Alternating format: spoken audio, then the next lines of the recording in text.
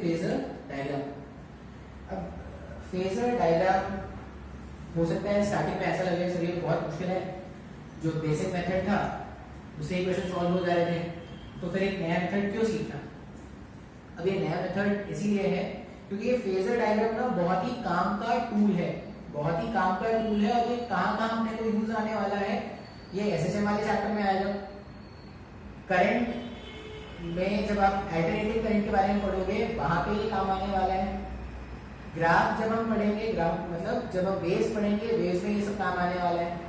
और एसएचएम में आप देखना कुछ ऐसे प्रॉब्लम्स आएंगे ना जो फेजर डायग्राम से बहुत ही इजीली सॉल्व हो जाते हैं। फेजर डायग्राम अगर मेरे को बनाना आता है तो मैं झटके से क्वेश्चन को सॉल्व कर सकता हूँ। अच्छा, अब अगर झटके से क्वेश्चन को सॉल्व करना है तो नया टॉपिक सीखना है, आप ऐसा तो बिना फेजर के भी आप सारे एसएचएम के प्रॉब्लम सॉल्व कर सकते हो, लेकिन हो सकता है वो थोड़ा टाइम टेकिंग हो। फेजर आपका काम क्या करने वाला है, आसान करने वाला है। अब ये फेजर डायग्राम बनाते कैसे हैं, होता क्या है, इसके बारे में बात करते हैं। अच्छा, अब इसके बारे में बात करने के लिए हमने क्या देखा, जब हमने पोजीशन और टाइम का रिलेशन लिखा था तो ऐसा कुछ आ रहा था, a sin omega t plus phi naught. ठीक है, हमने जब रिलेशन देखा था तो ऐसा कुछ आया था, a sin omega t plus phi naught. अच्छा, अभी इस इक्वेशन को ध्यान से अगर देखेंगे तो ये वो फैक्टर है जिसके चेंज होने से पार्टिकल का पोजीशन क्या होता है, चेंज होता है। उसमें भी ये वाले फैक्टर में भी ये फाइ नॉट वाला टर्म तो हमेशा कांस्टेंट है। अगर फाइ नॉट वाला टर्म हमेशा कांस्टेंट है तो खेल सिर्फ ओमेगा टी वाले टर्म का है। ये ओमेगा टी का वैल्यू चेंज हो रहा है, पार्टिकल का फेज चेंज हो रहा है, पार्टिकल का पोजीशन चेंज हो रहा है। अब ये ओमेगा टी वाला टर्म सर कहीं तो हमने देखा है, ओमेगा टी हमने देखा है सर ओमेगा टी, ये कुछ तो जाना पहचाना लग रहा है सर ओमेगा टी। अब अगर मैं आपको बताऊं ना तो आपने ओमेगा टी पढ़ा था सर्कुलर मोशन में। सर्कुलर मोशन में अगर पार्टिकल यूनिफॉर्म सर्कुलर मोशन में है, जैसे मान लो ये जो डायग्राम है अब थोड़ा कॉम्प्लिकेटेड लग रहा है, लेकिन ऐसा समझो कि पार्टिकल अगर यूनिफॉर्म सर्कुलर मोशन में है, ऐसा मूव कर रहा है। अगर पार्टिकल यूनिफॉर्म सर्कुलर मोशन में मूव करता है तो किसी भी इंस्टेंट ऑफ टाइम पर, अगर यूनिफॉर्म सर्कुलर मोशन है तो किसी भी इंस्टेंट ऑफ टाइम पर, यूनिफॉर्म सर्कुलर मोशन तो अल्फा 0 होगा, अल्फा अगर 0 है तो किसी भी गिवन टाइम पे जो भी थीटा वो मूव करता है वो ओमेगा इनटू टी के बराबर होता है। कितना थीटा वो डिस्प्लेस किया वो सिंपली क्या करते हैं, उसका एंगुलर वेलोसिटी इनटू टाइम को मल्टीप्लाई करने से, सॉल्व करने से हमारे पास वो वैल्यू आ जाता है। अब ये फेजर क्यों बना रहे हैं, फेजर डायग्राम बनाने का मतलब क्या है, क्यों बनाया जा रहा है वो समझते हैं। मैंने क्या बोला ना, एक पार्टिकल है, ठीक है, जो यूनिफॉर्म सर्कुलर मोशन में ऐसे घूम रहा है। ठीक है, एक पार्टिकल जो है वो क्या कर रहा है, यूनिफॉर्म सर्कुलर मोशन में ऐसे घूम रहा है। अब ये यूनिफॉर्म सर्कुलर मोशन में अगर घूम रहा है तो मैंने बोला कि ठीक है भाई, जब मैंने इसको देखना स्टार्ट किया था ना t = 0 सेकंड पे, तो मेरे को यहाँ पे देखा। ठीक है, मान लो ये इस वाले पॉइंट पे मेरे को देखा है। अगर ये पार्टिकल यहाँ पे है तो पार्टिकल का जो परपेंडिकुलर होता, पार्टिकल का जो परपेंडिकुलर होता है, पार्टिकल का जो फुट होता, उसको प्रोजेक्शन भी बोलते हैं।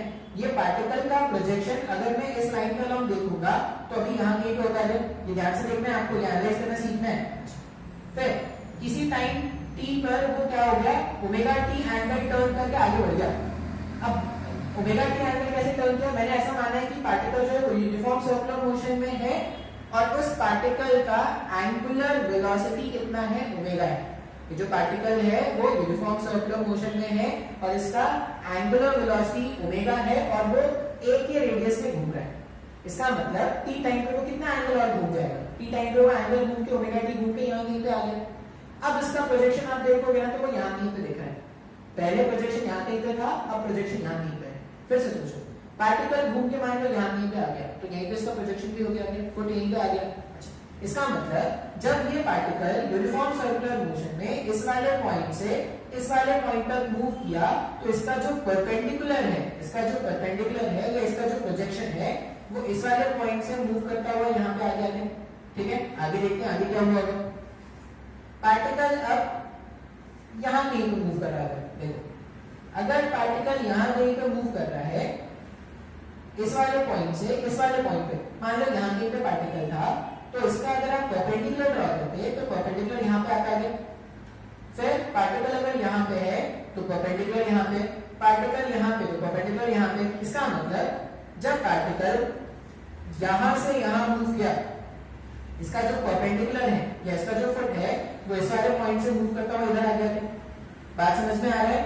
पार्टिकल यहां से यहां तो परपेंडिकुलर यहां से यहां, पार्टिकल यहां से यहां तो परपेंडिकुलर यहां से यहां, सो ऑन। जब पार्टिकल यहां से यहां जाएगा तो वही परपेंडिकुलर जो है या वही जो फुट है वो यहां से यहां मूव करेगा। फिर जब पार्टिकल यहां से यहां गया तो वो जो फुट हो जाएगा वो इस पॉइंट पे ऐसा मूव करना स्टार्ट कर देगा। तो अगर आप पार्टिकल, मेरे पास जो पार्टिकल है ये यूनिफॉर्म सर्कुलर मोशन कर रहा है, लेकिन अगर आप उसके फुट को देखोगे ना, अगर आप उसके प्रोजेक्शन को देखोगे तो उसका प्रोजेक्शन जो है वो इस पॉइंट के about to and fro motion कर रहा है। पार्टिकल यहां से यहां तो ये यहां, पार्टिकल यहां तो ये यहां, पार्टिकल यहां तो फिर ये यहां से यहां एंड सो ऑन। इस तरह से इसका ऑसिलेशन हो रहा है। अब हम क्या करेंगे, पार्टिकल के ये जो परपेंडिकुलर का सिंपल हार्मोनिक मोशन है इसको एनालाइज करने के लिए ये सर्कुलर मोशन का हेल्प लेंगे। अभी जो सर्कुलर मोशन के टर्म्स में जब हम पार्टिकल के एसएचएम मोशन को रिप्रेजेंट करते हैं ना, उसी को हम क्या बोलते हैं, फेजर डायग्राम। अब तुमको ना यहाँ पे कुछ क्लूज बताता हूँ क्यों हम ऐसा कर सकते हैं। क्यों ऐसा कर सकते हैं, मैंने क्या बोला, t=0 में पार्टिकल यहाँ पे था तो मैं इसको रेफरेंस मान रहा हूँ। ये वाला जो डायमीटर है मैंने इसको क्या मान लिया है, रेफरेंस मान लिया है। अभी रेफरेंस से इस वाले पॉइंट पे क्या है, कुछ तो फाइंड आउट एंगल है, ठीक है। t टाइम पर कुछ घूम के अपन कितना आ गए, ओमेगा t और घूम के आ गए। तो अब रेफरेंस लाइन से अगर आप एंगल देखोगे तो omega t plus five not है।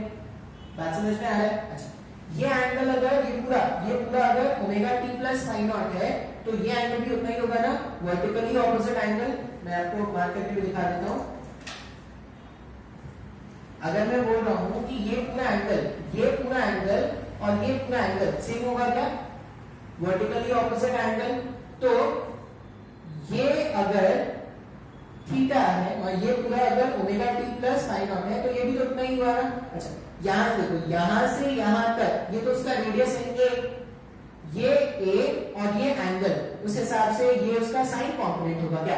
और जब आप इसको नोट करोगे ना तो देखो ये ऐसा आएगा, a sin omega t plus five not. Sir ये तो एसएचएम का इक्वेशन है सर एसएचएम का क्वेश्चन तो साइन का इक्वेशन है ये। इसका मतलब ये पार्टिकल के प्रोजेक्शन को जब मैंने यहाँ पे देखा तो वो एसएचएम के डिस्प्लेसमेंट का इक्वेशन के इक्वल हो जाएगा। बात समझ में आ रहा है? और देखते हैं, पार्टिकल यूनिफॉर्म सर्कुलर मोशन में है। पार्टिकल अगर यूनिफॉर्म सर्कुलर मोशन में है तो किसी भी इंस्टेंट ऑफ टाइम पर उसका जो स्पीड होता है वो टैंजेंट की तरफ होता है। तो अगर आप इसका स्पीड देखोगे वो टैंजेंट की डायरेक्शन में है, ठीक है। अगर ये टैंजेंट की डायरेक्शन में है तो ये जो वेलोसिटी बोलते हैं, ये जो वेलोसिटी है उसको मैं रिजॉल्व करके एक कंपोनेंट इधर और एक कंपोनेंट इधर ला सकता हूं क्या। अब वापस से जब आप ये कंपोनेंट देखोगे ना, जैसे ये वाला इसका कंपोनेंट देखो, ये एंगल जितना होगा ये एंगल उतना ही होगा क्या। कैसे, देखो ये मेरे पास एक इंक्लाइन है, इस वाले इंक्लाइन पर ये रेड लाइन परपेंडिकुलर और इस वाले लाइन पे ये ग्रीन लाइन परपेंडिकुलर, मतलब जो इंक्लिनेशन का एंगल होगा वही ये एंगल होगा क्या। अब अगर ये omega t plus five not है तो इसका जो कंपोनेंट इस तरफ आएगा वो cos कंपोनेंट होगा क्या। देखो मैंने नीचे लिखा है a ओमेगा, इसका मैग्नीट्यूड a ओमेगा था और ये जो ये आया वो कितना हो गया, cos omega t plus five not, ऐसा कुछ आ गया। बात समझ में आ रहा है? तो a omega cos omega t plus five not, ये मेरे पास क्या हो गया, इसका वैल्यू आ गया। अब मैंने क्या देखा, पार्टिकल के वेलोसिटी का जो हॉरिजॉन्टल कंपोनेंट है वो एसएचएम वाले पार्टिकल के वेलोसिटी की इक्वेशन के जैसा आ रहा है। ये तो उसका इक्वेशन था ना, a omega cos omega t plus five not. उसी तरह आप एक्सेलरेशन सोचो, जब पार्टिकल ऐसे सर्कल में घूम रहा होता है, यूनिफॉर्म सर्कुलर मोशन है, अल्फा तो कुछ है नहीं, अल्फा अगर 0 है मतलब a टेंजेंशियल भी क्या होना चाहिए, 0 होना चाहिए। तो इसके पास जो एक्सेलरेशन है वो सिर्फ इस डायरेक्शन का एक्सेलरेशन और वो कितना है, ओमेगा स्क्वायर a। अब ये एक्सेलरेशन अगर ओमेगा कैसे लिखते थे, सेंट्रीपिटल एक्सेलरेशन को क्या लिखते थे, सेंट्रीपिटल एक्सेलरेशन या तो v स्क्वायर अपॉन r से या ओमेगा स्क्वायर इनटू r से लिखते थे ना, तो ओमेगा स्क्वायर इनटू a। फिर से इस एक्सेलरेशन का जब हॉरिजॉन्टल कंपोनेंट देखोगे ना, अब देखो ये एंगल अगर थीटा है तो ये साइन कंपोनेंट होगा क्या, तो यहाँ पे मैंने ऐसा लिख दिया। अब माइनस क्यों लिखा है, अगर ये डायरेक्शन पॉजिटिव माना था तो ये डायरेक्शन नेगेटिव होगा। इसका मतलब मैं क्या देख रहा हूं कि पार्टिकल अगर सर्कुलर मोशन कर रहा है, पार्टिकल अगर सर्कुलर मोशन कर रहा है तो उसका जो हॉरिजॉन्टल प्रोजेक्शन होगा, उस पार्टिकल का जो हॉरिजॉन्टल प्रोजेक्शन होगा उसका मोशन सिंपल हार्मोनिक है। और सर्कुलर मोशन वाले पार्टिकल के जो भी पैरामीटर्स थे, उन पैरामीटर्स का अगर मैं हॉरिजॉन्टल कंपोनेंट देखूं तो वो सारे के सारे हॉरिजॉन्टल कंपोनेंट एसएचएम के रिलेशंस के जैसे आ रहे हैं क्या? इसका मतलब अगर एक पार्टिकल सिंपल हार्मोनिक मोशन में है, उसको एनालाइज करने के लिए हम ऐसा भी मान सकते हैं क्या कि एक पार्टिकल कंसीडर कर लो जो यूनिफॉर्म सर्कुलर मोशन में है, और ये मान लो कि वो जो यूनिफॉर्म सर्कुलर मोशन का एंगुलर वेलोसिटी होगा वो एसएचएम करने वाले पार्टिकल के एंगुलर फ्रीक्वेंसी के बराबर है, और पार्टिकल के सर्कुलर मोशन करने वाले पार्टिकल का जो रेडियस है वो एसएचएम करने वाले पार्टिकल के एम्पलीट्यूड के बराबर है। अब इस तरह के रिलेशन को यूज करके या इस तरह के एनालॉजी को यूज करके हम क्या करेंगे, फेजर डायग्राम बनाना सीखेंगे। फेजर डायग्राम का मतलब क्या है? सिंपल सा आपको ये समझना है कि हम पार्टिकल के SHM motion, particle SHM motion ही एग्जीक्यूट कर रहा है, लेकिन उसके एसएचएम मोशन को स्टडी करने के लिए हम क्या करेंगे, यूनिफॉर्म सर्कुलर मोशन से उसके मोशन को एनालाइज करेंगे। इस तरह के कंसेप्ट को ही हम क्या बोलेंगे, फेजर डायग्राम। फेजर डायग्राम बनाने के लिए याद क्या रखना है, ये आपको नोट डाउन करके लिखना है। फेजर डायग्राम बनाने के लिए आप याद रखना, आपको एक यूनिफॉर्म सर्कुलर मोशन बनाना है जिसमें पार्टिकल का जो रेडियस होगा वो एसएचएम करने वाले पार्टिकल के एम्पलीट्यूड के बराबर है। पहला पॉइंट आपको ये लिखना होगा, और दूसरा पॉइंट जो आप लिखोगे, उस घूमते हुए पार्टिकल का जो एंगुलर वेलोसिटी होगा वो एसएचएम वाले पार्टिकल के एंगुलर फ्रीक्वेंसी के इक्वल रखना है। इनको यूज करके जो डायग्राम बनाएंगे उसी को हम क्या बोलेंगे, फेजर डायग्राम। क्लियर है क्या? थोड़ा बहुत नहीं समझ में आए वापस से देखना। फेजर डायग्राम बहुत ज्यादा इंपॉर्टेंट है, ठीक है? नहीं भी समझ में आ रहा है, बस इतना याद रखो, फेजर डायग्राम क्या करने वाला है, फेजर डायग्राम एक टूल है जो क्वेश्चंस को आसान करने वाला है। फेजर डायग्राम क्यों बना रहे हैं, कैसे बना रहे हैं, ये सब अभी जब क्वेश्चन सॉल्व करना स्टार्ट करेंगे तब समझ में आएगा। अभी के बस इतना समझ लो कि पार्टिकल सर्कुलर मोशन में, पार्टिकल जो है वो एसएचएम ही एग्जीक्यूट कर रहा है, लेकिन उसके मोशन को एनालाइज करेंगे एक ऐसे पार्टिकल के मोशन से जो यूनिफॉर्म सर्कुलर मोशन में है। बात समझ में आ रहा है क्या? अब आगे इसको एनालाइज करना स्टार्ट करते हैं। अब ये यूनिफॉर्म सर्कुलर मोशन का ख्याल कहां से आया था, ओमेगा टी से आया था, ठीक है? इसको एनालाइज करते हैं, या आप क्या करेंगे, इसमें कुछ क्वेश्चंस सॉल्व करना स्टार्ट करते हैं। अब कैसे सॉल्व करते हैं वो देखो। तुमको अगर याद होगा तो लेक्चर के स्टार्टिंग में ना मैंने तुमको एक क्वेश्चन सॉल्व कराया था। मैंने क्वेश्चन कैसे सॉल्व कराया था, मैंने क्वेश्चन बोला था पार्टिकल मीन पोजीशन पर है और वो क्या कर रहा है, ए से माइनस ए, पार्टिकल मीन पोजीशन पर है और वो क्या कर रहा है, ए से माइनस ए तक सिंपल हार्मोनिक मोशन एग्जीक्यूट कर रहा है। t इक्वल्स टू 0 पर, t इक्वल्स टू 0 पर जब हमने पार्टिकल को देखा था, t इक्वल्स टू 0 पर जब हमने पार्टिकल को देखा था तो ये मेरे को मीन पोजीशन से a/2 सेपरेशन पे दिखा था और इसकी टेंडेंसी इस तरफ जाने की थी। ऐसा ही कुछ था क्या? ठीक है, ऐसा क्वेश्चन मेरा पहला क्वेश्चन था जो हमने देखा। अब इस क्वेश्चन को हमने सॉल्व किया था ना, अपने बेसिक इक्वेशंस को यूज करके इस क्वेश्चन को सॉल्व किया था। इसको सॉल्व करते हैं यूजिंग फेजर डायग्राम, ठीक है? स्टार्टिंग में मुश्किल होगा तो ध्यान से देखना है कि कैसे ड्रॉ कर रहे हैं फेजर डायग्राम। हमने क्या बोला कि मेरे को फेजर बनाना है, इसका अपन फेजर बनाते हैं। फेजर कैसे बनाएंगे, तो एक, अब सर्कुलर मोशन क्यों बनाना है ना, तो एक सर्कल बना लेते हैं, ठीक है? सर्कल बना दिया जिसका रेडियस एम्पलीट्यूड के बराबर है, ठीक है? मतलब ये मेरा मेन क्वेश्चन था पार्टिकल का जो एसएचएम कर रहा है, एम्पलीट्यूड का एक एक्सट्रीम, एम्पलीट्यूड का दूसरा एक्सट्रीम, ऐसे, ठीक है? हमने क्या देखा, पार्टिकल। अब इसमें याद क्या रखना है, रेफरेंस लाइन आपको ये मानना है, ठीक है? आप रेफरेंस लाइन कहीं भी मान सकते हो, लेकिन एक स्टैंडर्ड मान लेते हैं। हम क्या करेंगे, रेफरेंस लाइन इसको मानेंगे और जो भी एंगल्स होंगे वो इसके रेफरेंस से ही अपन कैलकुलेट करने वाले हैं। अब t इक्वल्स टू 0 पर मैंने क्या देखा, t इक्वल्स टू 0 पर मैंने देखा कि पार्टिकल जो है वो a/2 के मान पे है। a/2 मतलब क्या होगा, यहाँ पे होना चाहिए। t इक्वल्स टू 0 पर मैंने देखा पार्टिकल जो है वो a/2 के मार्क पर है। अब अगर पार्टिकल a/2 के मार्क पर है यहाँ पर, तो आप सोचो जब पार्टिकल यहाँ पे है, ठीक है, तो इस वाले पॉइंट को ये 2 बार क्रॉस कर सकता है। कैसे? जब यूनिफॉर्म सर्कुलर मोशन में यहां से यहां मूव कर रहा होगा ना, तभी इसका परपेंडिकुलर उसके ऊपर क्रॉस करेगा, और यूनिफॉर्म सर्कुलर मोशन में यहां से यहां मूव कर रहा है, तभी इसका परपेंडिकुलर उसके ऊपर क्रॉस करेगा। ठीक है, अब कौन सा अपना सॉल्यूशन है वो फाइंड करने के लिए क्या करते हैं, ये a/2 वाले लाइन को ऐसे बना देते हैं। इसका मतलब मेरा जो आंसर है उसके हिसाब से पार्टिकल या तो यहां कहीं पर है या यहां कहीं पर है। दोनों ही केसेस में इसका जो प्रोजेक्शन बन रहा है वो a/2 बन रहा है। अब कौन सा आंसर है वो फाइंड करने के लिए क्या करेंगे, ट्रायंगल कंप्लीट कर लो, ऐसे और ऐसे। ये पूरा एम्पलीट्यूड है a के इक्वल, और यहां से यहां ये कितना हो गया, ये डिस्टेंस हो गया a/2। ये जो डिस्टेंस था, ये डिस्टेंस कितना है, a/2। ठीक है, ये डिस्टेंस है a/2। ये एंगल निकाल सकते हैं क्या, ये ट्रायंगल अगर मैं यूज करता तो ये a/2, अगर आप देखोगे तो cos थीटा अपन क्या लिखते हैं, बेस डिवाइडेड बाय हाइपोटेनस। तो बेस डिवाइडेड बाय हाइपोटेनस अगर किया जाता तो इसमें देखो, अगर मैं बोल रहा हूं ये थीटा है, अगर ये थीटा है तो cos थीटा क्या आ रहा है, cos थीटा जो है वो a/2 अपॉन a आया गया।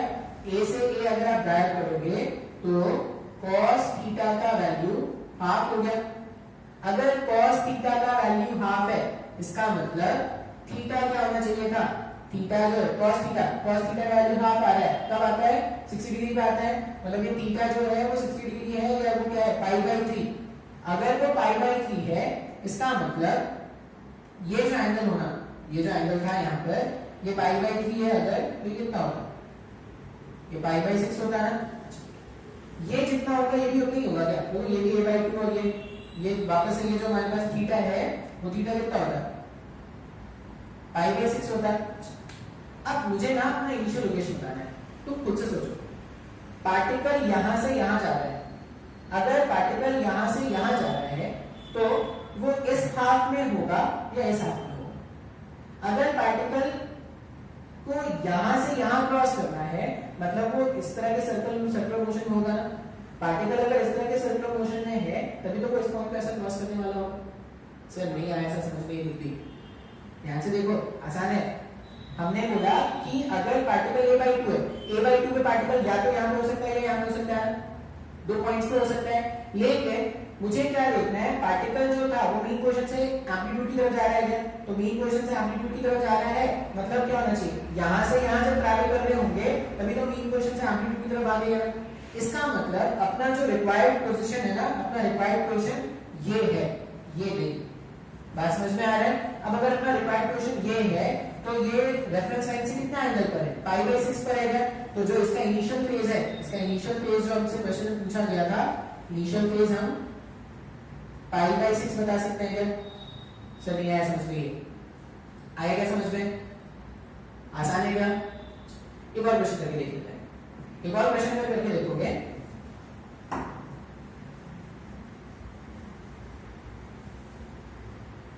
क्वेश्चन को मैं डायग्राम बना देता हूं, आप खुद से कोशिश करना सॉल्व करने का, ठीक है। फेजर मेथड से, बेसिक मेथड से नहीं करना। ये पार्टिकल है, ये मीन पोजीशन है, और अभी मान लो ये -a/2 है, और पार्टिकल जो है वो यहां पे आ रहा है। आपसे पूछा गया है इसका इनिशियल फेज कितना है, ये आपसे पूछा गया है। फिर से इनिशियल फेज पूछा गया है, स्क्रीन को पॉज करेंगे, सॉल्व करके देखेंगे। सॉल्व नहीं होता है तो वापस से स्क्रीन चालू करते हैं और सॉल्व करना स्टार्ट करते हैं, ठीक है। फिर से अब ये क्वेश्चन आता है। एक बेसिक तरीका मेरे को पता था, बेसिक तरीका क्या था, अपन इक्वेशन लिखते थे, साइन वेव का वैल्यू लिखते थे, ठीक है, तो आंसर आ जाता था। फेजर से करना है, फेजर से करना है मतलब फेजर डायग्राम बनाना पड़ेगा। तो पहले बनाएंगे एक सर्कल, जानदार सर्कल बनाएंगे, ठीक है। ये सर्कल बना दिया, यहाँ पे a, यहाँ पर -a, ये माइनस ए, पार्टिकल जो है वो माइनस ए बाई टू है ना, माइनस ए बाई टू यहाँ मिल रहेगा तो माइनस ए बाई टू का लाइन प्रॉपर्टी।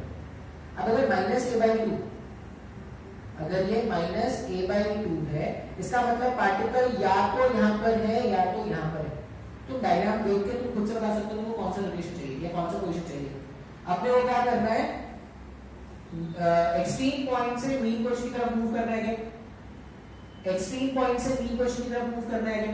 इसका मतलब इस क्वाड्रेंट में कहीं पे मूव करोगे तब जाके अपने को मीन पोजीशन से एक्सट्रीम पोजीशन पे आ पाएंगे।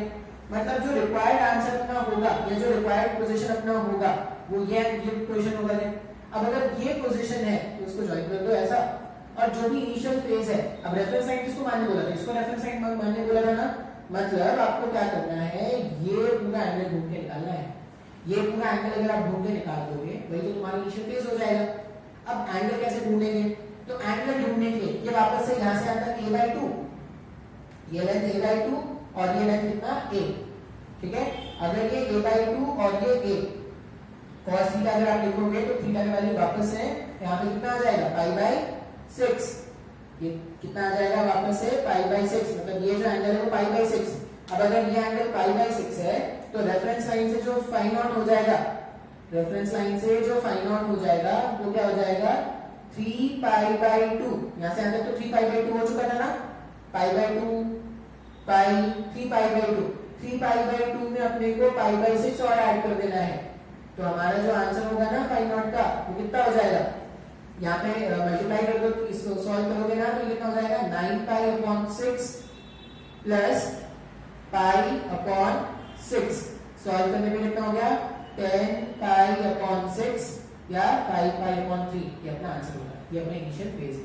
आसान है क्या, हाँ या ना, बात समझ में आ रहा है। तो हमने क्या किया है, फेजर डायग्राम बनाना सीखा और इसके कुछ एप्लीकेशन देखें, ठीक है।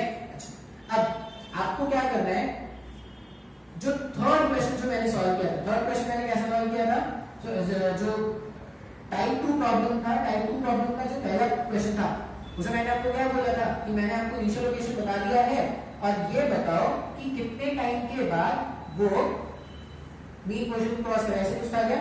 ये कितने क्वेश्चन है सॉल्व कर लेते हैं, टाइप 2 वाला प्रॉब्लम। आई होप ये समझ में आया हो।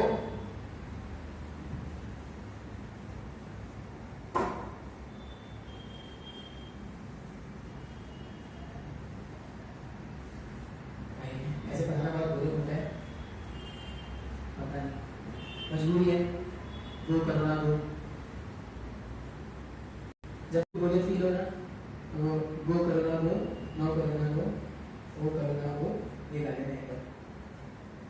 पता नहीं करना जाएगा नहीं जाएगा, जब तक जिंदा है पढ़ लेते हैं, देखते हैं क्वेश्चन को कैसे। तुम ऐसा करना ना, मतलब जब भी पढ़ रहे हो तो 10 मिनट का वीडियो लेक्चर देखना, गाने सुन लेना, फिर 10 मिनट का वीडियो लेक्चर देखना, गाने सुन लेना। ऐसा सोचना कि सर ने कहा है, सर ने कहा है, तुमको बोरियत भी नहीं होगी और तुमको लगेगा कि हाँ सीख लिया है। लेकिन पढ़ना जरूर, तुम्हारे लिए किया जा रहा है, मतलब जान पे खेल के आता हूँ भाई वीडियो बनाने के लिए। वो सोच रहे हो बाहर कितना वायरस घूम रहा है, फिर बना रहे वीडियो बनाने के लिए, तो तुम्हारे लिए वीडियो बनाया जा रहा है, पढ़ लिया करो थोड़ा बहुत। Mean position, amplitude minus amplitude, ठीक है, mean position amplitude minus amplitude और ऐसा, ठीक है। मान लो पार्टिकल जो है वो a/√2 के मार्ग पर है, ठीक है, पार्टिकल जो है वो a/√2 के मार्ग पर है और ऐसा बोला गया है कि ये जो पार्टिकल है वो यहाँ पे चल रहा है, ये जो पार्टिकल है वो यहाँ पे चल रहा है इस तरह से, ठीक है।